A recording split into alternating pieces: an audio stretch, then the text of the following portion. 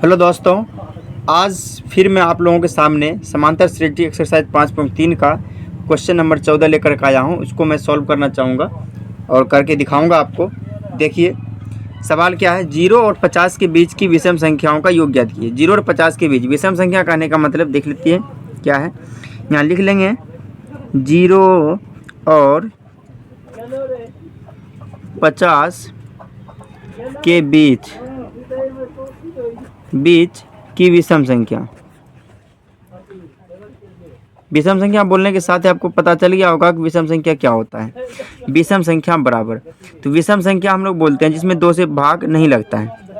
ठीक है, पूरा भाग नहीं लगता है। तो 1, 3, 5, 7 इस तरह से आपका डॉट डॉट 50 से अंडर ही रहना है तो 49 तक। ठीक है, 50 से अंडर ही रहना है, इसका मतलब 49 तक इतना मान लेना आप लोग को। तो सबसे पहले आप इससे आगे हम लोग को करना क्या है देख लेते हैं।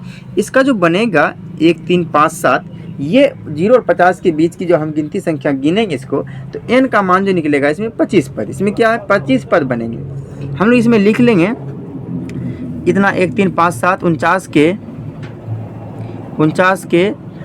के लिख लेंगे एपी, यानी 49 के जो 49 के 25 पद हैं। कितने पद हैं? 25 पद हैं। 25 पद हैं, यानी ये एपी बनाते हैं, यानी ये एपी में है। बनाते हैं या एपी में है, इस तरह से कर लेंगे। 1, 3, 5, 7 यदि हम गिनेंगे तो 25 पद कुल होंगे, यानी 25वां पद आपका 49 हो जाएगा। तो nवें पद ये है ना, 25 पद है, यानी ये एपी में है। क्या है? एपी में है। इस तरह से तो हम लोग यदि इसको गिवन कर लें, इसी में गिवन कर लें, तो गिवन करेंगे तो A1 आपका 1 हो जाएगा। ठीक है, और A2 हो जाएगा, A2 आपका हो जाएगा 3, और D हो जाएगा आपका A2 माइनस A1। ऐसे कर लेते हैं, D यदि निकाल ही लेते हैं हम लोग। D बराबर हो जाएगा A2 की जगह 3 है, माइनस में 1, तो D की जगह आपका 2 निकल जाएगा। यानी सार्वंतर आपका क्या निकलेगा? सार्वंतर आपका D निकल जाएगा। अब हम लोग को निकालना क्या, देखिए n, तो n क्या 25वें पद ना, 25वां पद, तो n का मान 25। और अंतिम पद आपको इससे पिछले वीडियो में मैंने बताया था, अंतिम पद ये माइनस नहीं है, ये मत सोचिएगा आपका माइनस है, नहीं माइनस नहीं है, डॉट डॉट दिए हैं, टेक्स्ट दिए हैं। ठीक है, तो l अंतिम पद को हम लोग l मानते हैं, तो अंतिम पद को हम 49 लिख लेते हैं। अब यहीं से आपका सवाल बन जाता है। ठीक, तो अब हम लोग SN लगाते हैं। SN लगाएंगे तो फार्मूला आता है n/2 into A plus L।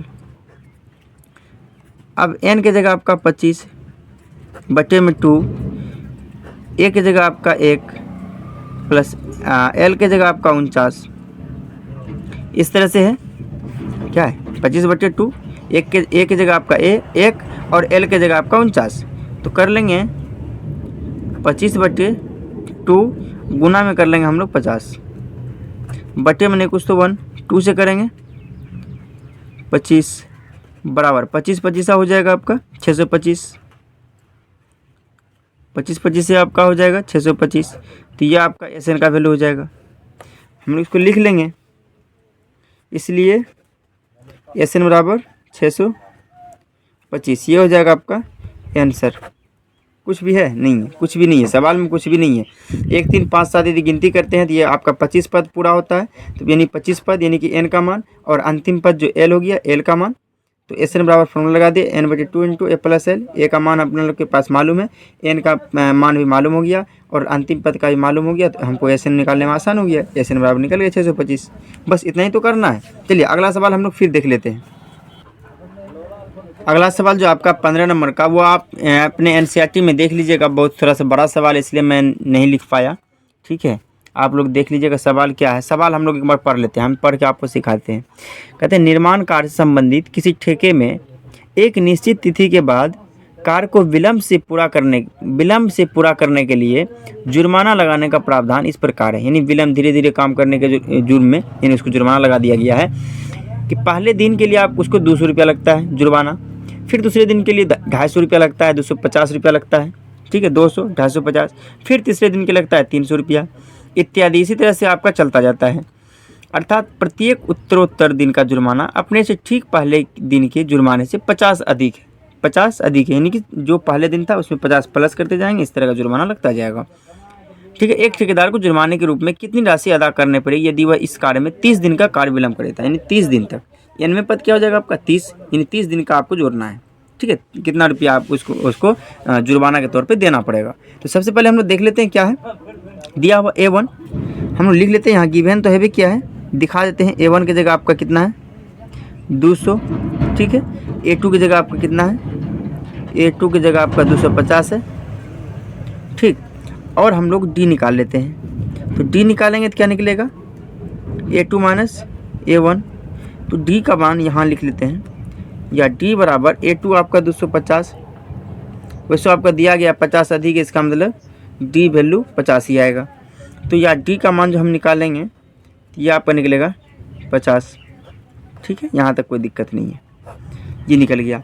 आपका N का मान क्या दिया हुआ है, N का मान आपका 30 दिया हुआ है, क्योंकि 30 पद तक चलना है, 30 दिन तक ऐसा काम चलता है।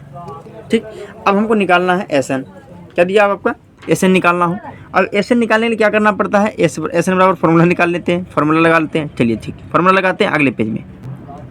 अब हम लोग SN बराबर फार्मूला लगाते हैं। तो SN बराबर फार्मूला देख लीजिए।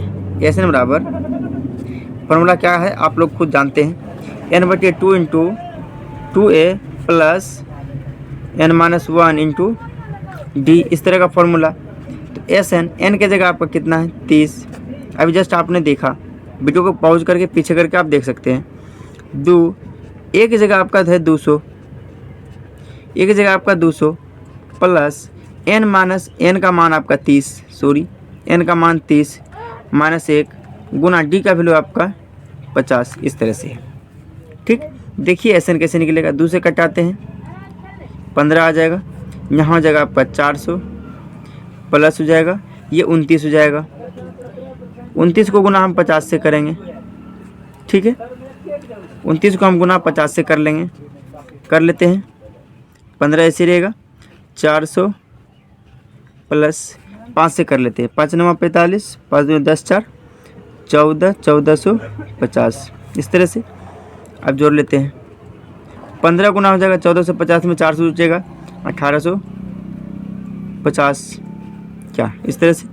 अब गुना कर लेंगे आप 15 से, तो 15 पचे 75, हासिल आपका 7, 15 120, 120 में 7 जोड़ेंगे 127, हासिल आपका 12, 15 का 15 12 27, 15 12 27, 1 0 आ जाएगा। इतना रुपया उसको जुर्माने के तौर पे देना होगा ठेकेदार को। कितना दिन का 30 दिन का, कितना दिन का 30 दिन का। ये हो जाएगा आपका आंसर। बिल्कुल आसान है, कुछ भी नहीं है। सवाल थोड़ा सा लॉन्ग है और सवाल आंसर कुछ भी नहीं है। आंसर बस इतना ही है, यहीं तक में आंसर आपका है, कोई दिक्कत नहीं है। उम्मीद करते हैं आपको दिक्कत नहीं हुआ होगा इस सवाल में। इससे आगे भी मैं सवाल 16 और 17 और एक में बताऊंगा, और फिर 18 19 एक में बताऊंगा, 20 को अलग बताऊंगा। ठीक, बिल्कुल।